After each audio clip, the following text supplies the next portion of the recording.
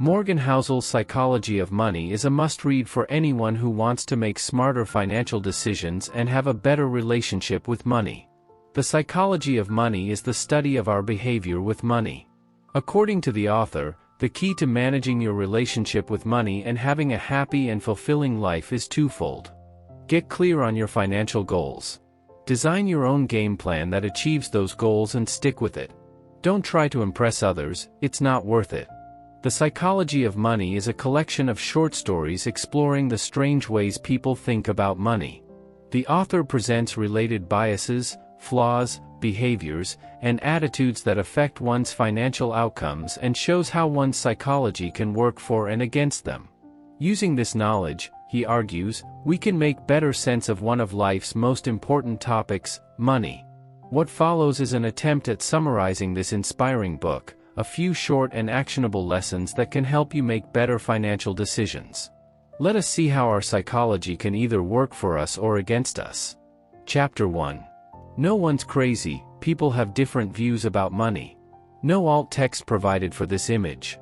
Even though money has been around for thousands of years, many of us are bad at saving and investing for retirement. We all do crazy stuff with money. But we are not crazy. The reason why we don't always do what we're supposed to with money is because of the following two reasons. 8. We are all relatively new to this game.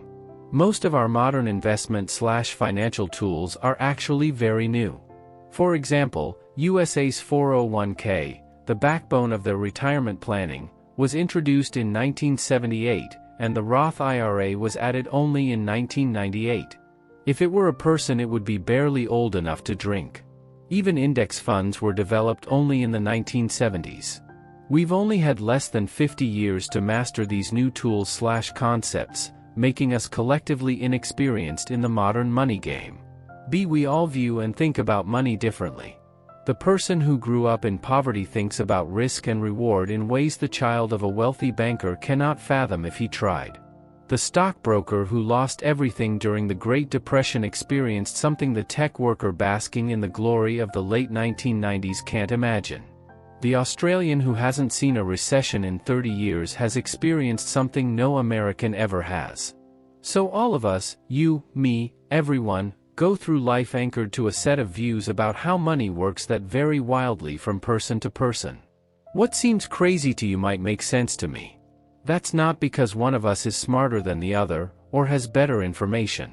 It's because we've had different lives shaped by different and equally persuasive experiences. We all make decisions based on our own unique experiences that seem to make sense to us in a given moment.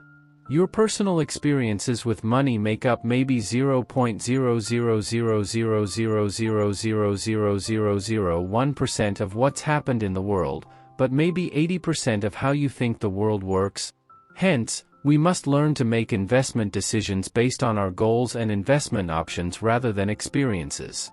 The world is always changing, and relying on your experiences means you are basing your decisions on knowledge of a different world. Chapter 2. Luck and risk, they have a bigger impact than financial skills. Nothing is as good as or as bad as it seems. Not all success is due to hard work, and not all poverty is due to laziness. We tend to overemphasize skills and effort, when outcomes are often influenced more by luck and risk. No financial outcome, either a success or a failure, is purely due to hard work and/or sound decisions. We are one person in a game with 7 billion other people and infinite moving parts. The accidental impact of actions outside of our control can be more consequential than the ones we consciously take. To explain this point, the author uses the example of Bill Gates. Bill Gates was smart, hardworking, and had a rare affinity with computers. However, he was also lucky to attend one of the only high schools in his time with a computer which the author estimates to be a 1 in a million chance. Gates eventually co-founded Microsoft with his classmate Paul Allen. They had a close friend, Kent Evans, who also shared their skills and passion with computers. Yet, Evans wasn't a part of Microsoft because he died on a mountaineering accident before he graduated high school. The odds of being killed on a mountain in high school are roughly 1 in a million. Both Gates and Evans were smart and loved computers, but they fell on two extreme ends of luck and risk. No alt text provided for this image. When looking at the successes of billionaires, CEOs, and other rich people, it is difficult to identify what is luck, what is skill, and what is risk. Hence, when trying to learn about the best way to manage money, we should not be observing successes and failures of individuals and saying, "Do what she did, avoid what he did." Those at the top may have been the benefactors of luck, while those at the bottom may have been the victims of risk. The author suggests that we focus less on specific individuals and more on broad patterns of success and failure. The more common the pattern, the more applicable it might be to your life. Trying to emulate Warren Buffett's investment success is hard, because his results are so extreme that the role of luck in his lifetime performance is very likely high, and luck isn't something you can reliably emulate. But realizing that people who have control over their time tend to be happier in life is a broad and common enough observation that you can do something with it. Finally, recognizing the role of luck in success and the role of risk in failure helps us develop greater humility when things are going right and compassion when they are going wrong. When things are going well, know that you're not invincible. When things are going bad, know that you're not a disaster. Chapter 3. Never enough, learn to stop shifting the goalpost. No alt text provided for this image. There are countless rich individuals who have lost everything because they felt the millions they had were not enough. The lesson we learn from these failures is that we shouldn't risk what we have and need for what we don't have and don't need. In the book, the author gives the examples of Raja Gupta and Bernie Madoff, people who had everything but wanted more. They brought ruin upon themselves because they were greedy and didn't know when to stop. The hardest financial skill, it seems, is to stop the goalposts from moving. Once we achieve our goals, we look towards the next goal. And the cycle never ends. This is often driven by comparing ourselves to others who are above us in the ladder that we benchmark ourselves against. When it comes to money, someone will always have more of it than us. And that's totally okay. Enough doesn't mean that we stop the pursuit of financial success. Enough means that we know when to avoid doing something we will regret. Many things are not worth the risk, regardless of the gains, reputation, freedom, family and friends, love, and happiness. There is no reason to risk what you have and need for what you don't have and don't need. Chapter 4. Confounding Compounding, leverage the power of compounding. No alt text provided for this image. Good investing isn't necessarily about earning the highest returns, because the highest returns tend to be one-off hits that can't be repeated. It's about earning pretty good returns that you can stick with and which can be repeated for the longest period of time. That's when compounding runs wild. The author presents us with the example of Warren Buffett. Buffett may be a brilliant investor, but his biggest secret isn't his investment strategy or formula, it's time. Unlike most people, he started investing when he was 10 years old, so by the time he was 30, when most people start investing, he already had a net worth of $1 million. Even then, $81.5 billion of his $84.5 billion net worth came after his 65th birthday. Investing consistently from age 10 to at least age 89 is what made compounding work wonders. That single point is what matters most when describing his success. That's the power of compounding in time. But, compounding only works if you can give an asset years to grow. It's like planting oak trees, a year of growth will never show much progress, 10 years can make a meaningful difference, and 50 years can create something absolutely extraordinary. Don't take big risks in hope for the highest possible returns. Go for decent returns that can be sustained over a long time. Start investing as early as possible and wait for the money to grow. The counterintuitive nature of compounding leads even the smartest of us to overlook its enormous power. $81.5 billion of Warren Buffett's $84.5 billion net worth came after his 65th birthday. Our minds are not built to handle such absurdities. Chapter 5.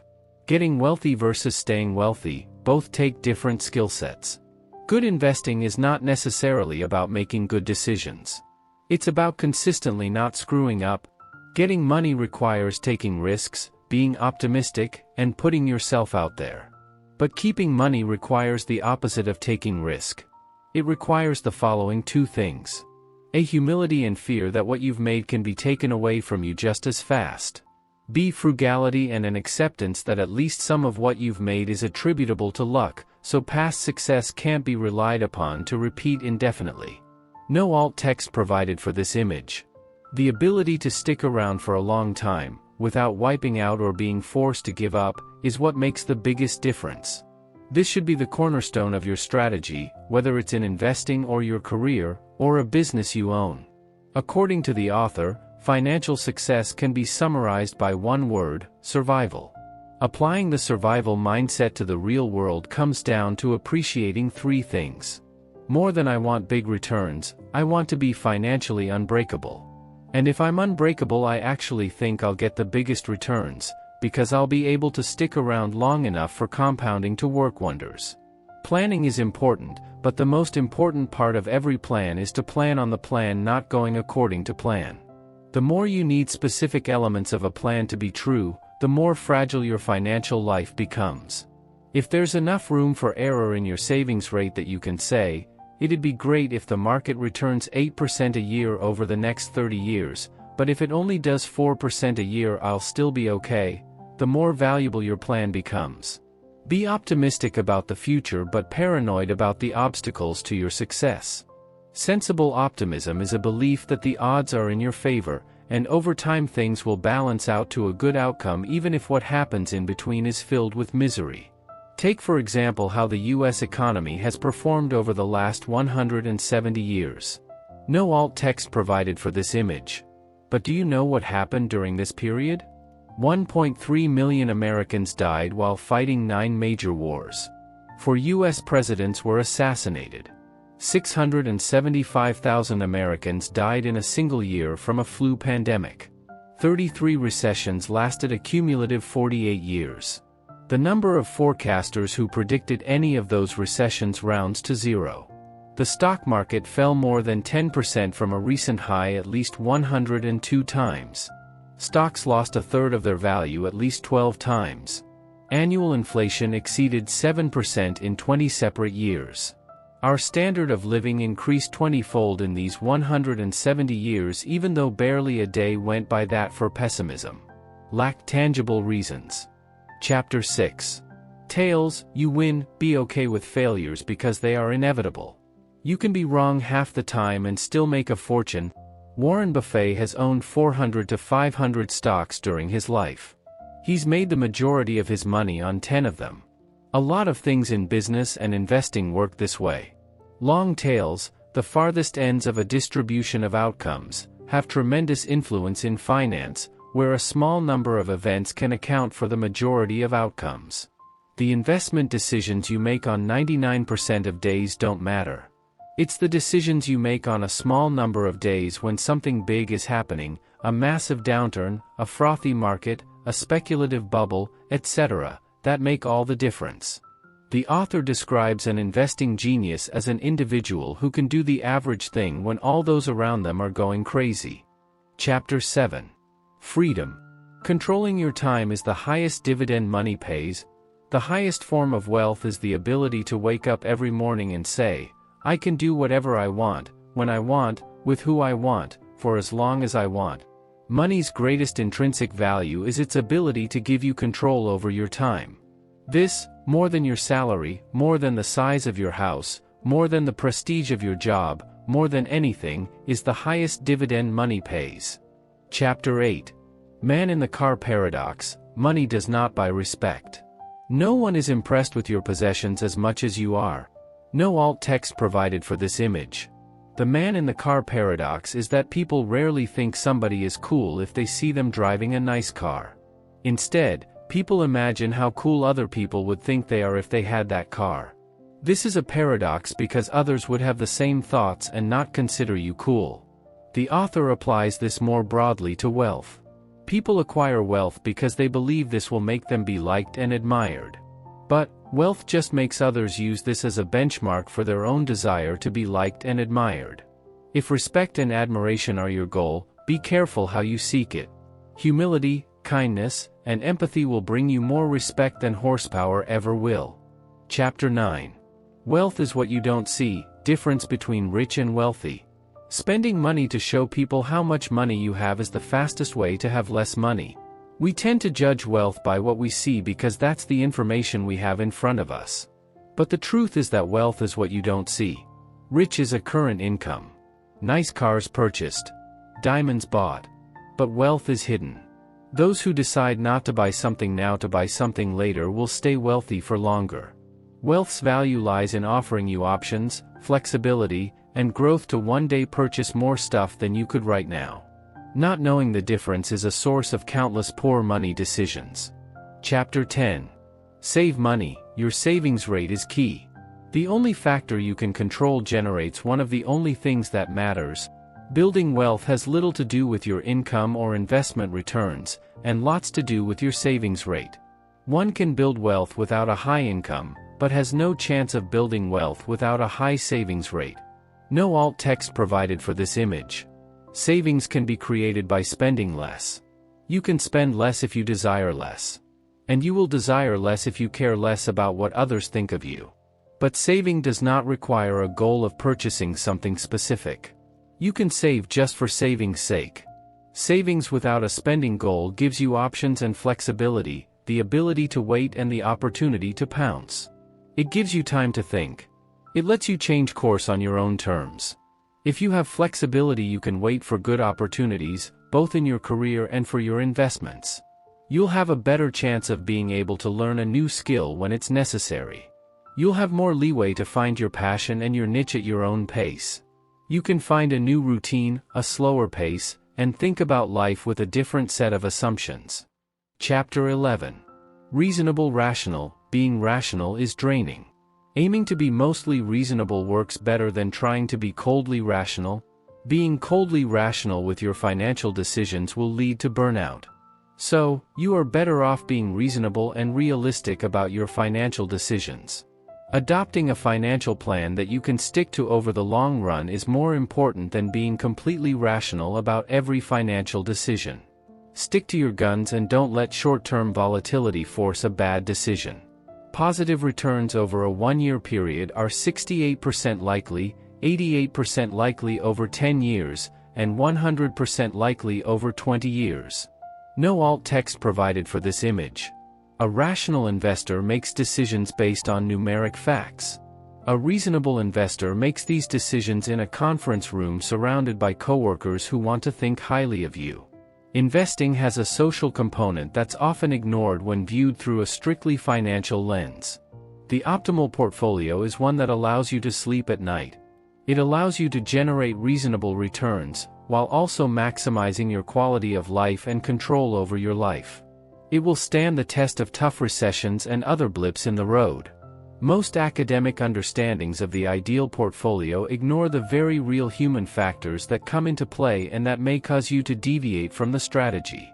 Chapter 12. Surprise. Things that have never happened before happen all the time. History is the study of change, ironically used as a map for the future. History can be a misleading guide to the future of the economy and stock market because it doesn't account for structural changes that are relevant to today's world.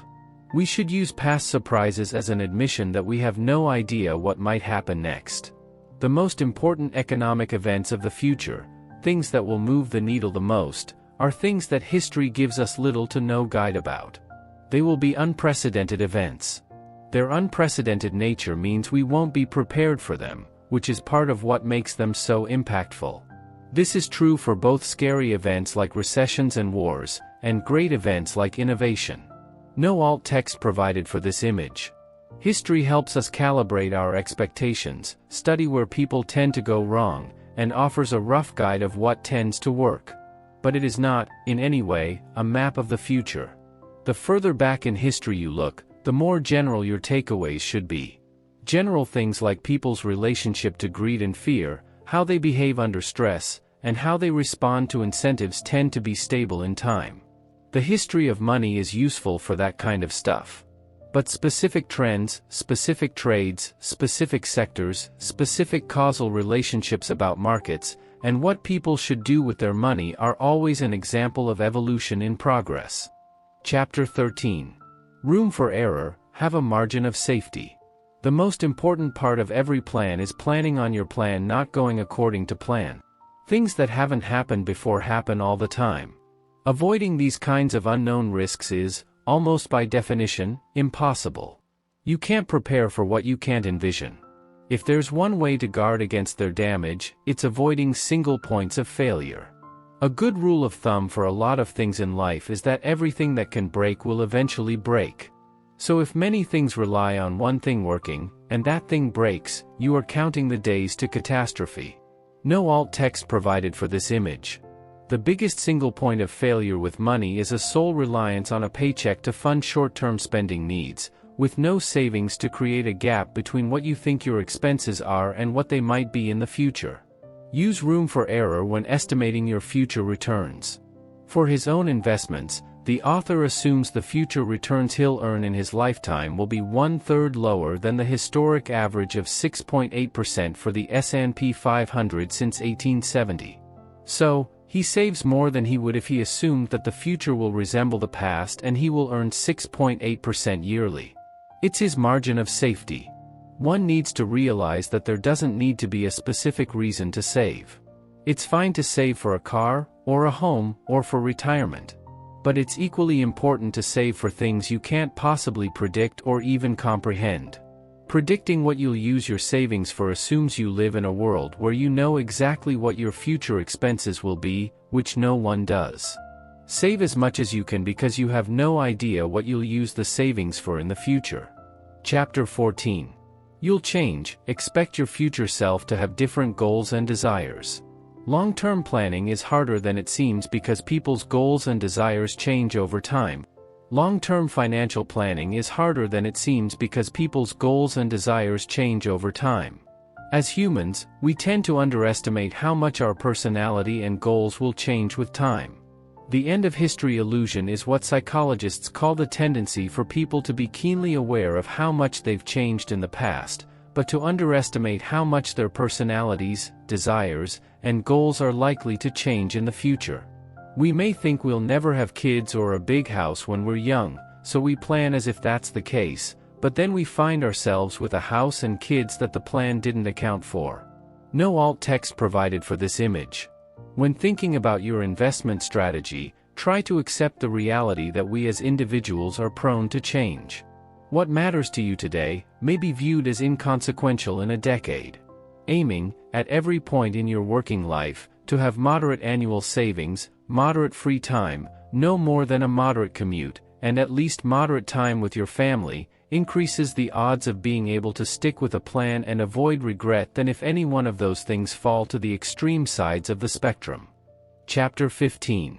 Nothing's free. Be willing to pay the price for success. Everything has a price, but not all prices appear on labels. Like everything else worthwhile, successful investing demands a price. But its currency is not dollars and cents. It's volatility, fear, doubt, uncertainty, and regret, all of which are easy to overlook until you're dealing with them in real time. Few investors have the disposition to say that they are fine if they lose 20% of their money.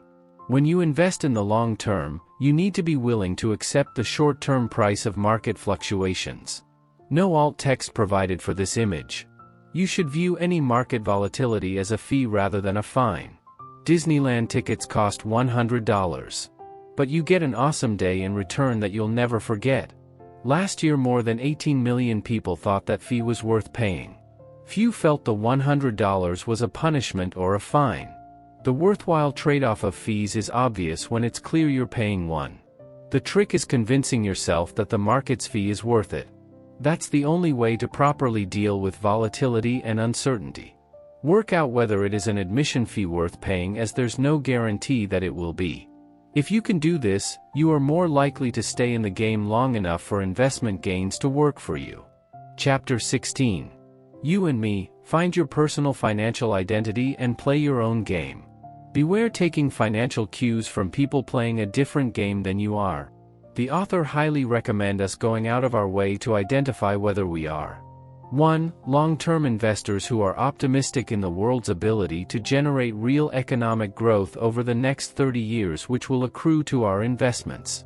2. Short-term investors who don't really care about the price of a stock as long as it has momentum and will increase between now and lunchtime. No alt text provided for this image. Few things matter more with money than understanding your own time horizon and not being persuaded by the actions and behaviors of people playing different games than you are. When investors have different goals and time horizons, prices that look ridiculous to one person can make sense to another, because the factors those investors pay attention to are different. When a commentator on CNBC says, "You should buy this stock," keep in mind that they do not know who you are. Are you a teenager trading for fun? An elderly widow on a limited budget? A hedge fund manager trying to shore up your books before the quarter ends? Are we supposed to think those three people have the same priorities, and that whatever level a particular stock is trading at is right for all three of them? It's crazy. Chapter 17. The Seduction of Pessimism. There is cause for optimism in the long run. Optimism sounds like a sales pitch. Pessimism sounds like someone trying to help you. Create an investment plan that makes sense to you and stay the course. Do not withdraw or change your investment behavior when the market drops. This is critical to long-term success. The media uses fear to scare investors into making irrational decisions about their investments. And it works as well because it is easier to create a narrative around pessimism because the story pieces tend to be fresher and more recent. No alt text provided for this image. Optimistic narratives require looking at a long stretch of history and developments, which people tend to forget and take more effort to piece together. Consider the stock markets, where a 40% decline that takes place in 6 months will draw congressional investigations, but a 140% gain that takes place over 6 years can go virtually unnoticed. The short sting of pessimism prevails while the powerful pull of optimism goes unnoticed. Keeping your cool during uncertain times is key. Market volatility cannot be escaped. True financial optimism, Housel posits, is to expect things to be bad and be surprised when they're not. Optimism is a belief that the odds of a good outcome are in your favor over time, even when there will be setbacks along the way. Chapter 18. When you'll believe anything, stories trump statistics. Appealing fictions, and why stories are more powerful than statistics. The more you want something to be true, the more likely you are going to believe a story that overestimates the odds of it being true. For instance, after World War I ended, many people thought that there would never be another World War. World War II began 21 years later, killing 75 million people. Housel writes, there are many things in life that we think are true because we desperately want them to be true. He calls these things appealing fictions, and they have a big impact on how we think about money, particularly investments and the economy. Chapter 19. All together now. How can you change your behavior to become financially successful? This chapter is a bit of a summary of all the prior chapters. Go out of your way to find humility when things are going right and forgiveness/compassion when they go wrong. Because it's never as good or as bad as it looks. Less ego, more wealth. Wealth is created by suppressing what you could buy today in order to have more stuff or more options in the future. No matter how much you earn, you will never build wealth unless you can put a lid on how much fun you can have with your money right now, today. Manage your money in a way that helps you sleep at night. It is the best universal guidepost for all financial decisions. If you want to do better as an investor, the single most powerful thing you can do is increase your time horizon. Time is the most powerful force in investing. It makes little things grow big and big mistakes fade away. Become okay with a lot of things going wrong. No matter what you're doing with your money, you should be comfortable with a lot of stuff not working. That's just how the world is. You can be wrong half the time and still make a fortune, because a small minority of things account for the majority of outcomes. Always measure how you've done by looking at your full portfolio, rather than individual investments. Use money to gain control over your time, because not having control of your time is such a powerful and universal drag on happiness. The ability to do what you want, when you want, with who you want, for as long as you want to, pays the highest dividend that exists in finance. Be nicer and less flashy. No one is impressed with your possessions as much as you are. You are more likely to gain respect and admiration through kindness and humility than horsepower and chrome. Just save. You don't need a specific reason to save. Savings that aren't earmarked for anything in particular is a hedge against life's inevitable ability to surprise the hell out of you at the worst possible moment. Define the cost of success and be ready to pay it. Because nothing worthwhile is free. And remember that most financial costs don't have visible price tags. Uncertainty, doubt, and regret are common costs in the finance world. They're often worth paying. But you have to view them as fees, a price worth paying to get something nice in exchange, rather than fines, a penalty you should avoid. Have enough room for error between what could happen in the future and what you need to happen in the future in order to do well. This gives you endurance, and endurance lets you stay in the market for longer for compounding to work its magic. Avoid the extreme ends of financial decisions. Everyone's goals and desires will change over time, and the more extreme your past decisions were, the more you may regret them as you evolve. You should like risk because it pays off over time. But you should be paranoid of ruinous risk because it prevents you from taking future risks that will pay off over time. Define the game you're playing, and make sure your actions are not being influenced by people playing a different game. Respect the mess. Smart, informed, and reasonable people can disagree in finance, because people have vastly different goals and desires. There is no single right answer, just the answer that works for you. Chapter 20. Confessions. This chapter highlights some of the financial behaviors and beliefs of the author. Half of all U.S. mutual fund portfolio managers do not invest a cent of their own money in their funds, according to Morningstar. There can often be a mile-wide gap between what people suggest you do and what they do for themselves, which isn't always a bad thing. It just underscores that when dealing with complicated and emotional issues that affect you and your family, there is no one right answer. There is no universal truth. There's only what works for you and your family and leaves you comfortable and sleeping well at night. What works for one person may not work for another. You have to find what works for you. Here's what works for the author. Independence has always been his personal financial goal. Independence, to Morgan, doesn't mean you'll stop working. It means you only do the work you like, with people you like, at the times you want, for as long as you want. Achieving some level of independence is mostly a matter of keeping your expectations in check and living below your means. Independence at any income level is driven by your savings rate. And past a certain level of income, your savings rate is driven by your ability to keep your lifestyle expectations from running away. He owns his house without a mortgage even though mortgage interest rates were absurdly low when they bought their house. In his opinion, it is the worst financial decision he has ever made but the best money decision he ever made. The independent feeling he gets from owning his house outright far exceeds the known financial gain he would get if he took on a mortgage and invested his leftover money into the stock market. He believes that good decisions aren't always rational and at some point you have to choose between being happy or being right.